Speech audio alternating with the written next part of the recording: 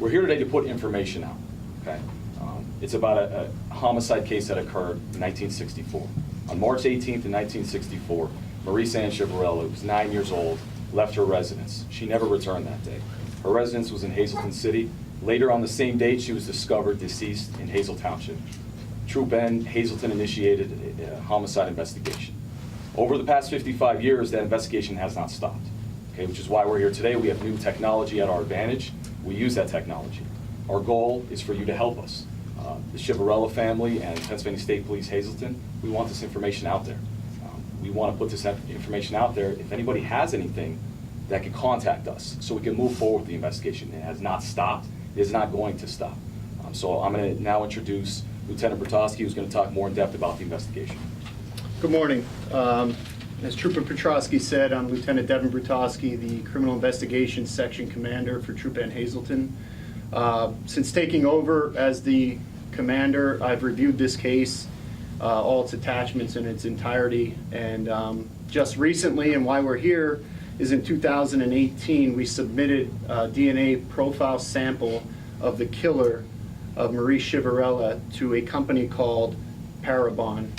Parabon can create what they call a DNA phenotype, which is the result on our board over here, basically a facial product of your DNA profile.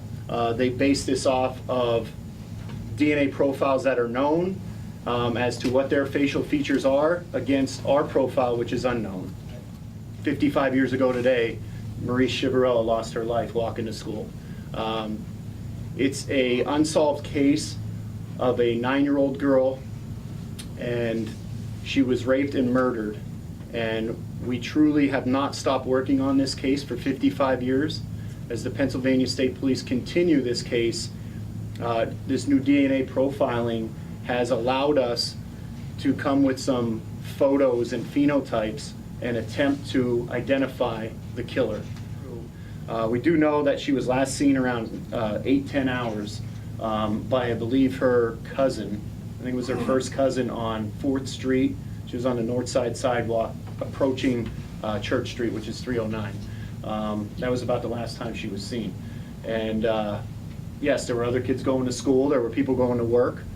Maybe this will ring a bell for them, and it'll have them come forward with somebody they saw or something. It'll bring up some recollection.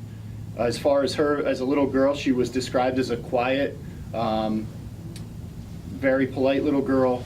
Wasn't very outgoing.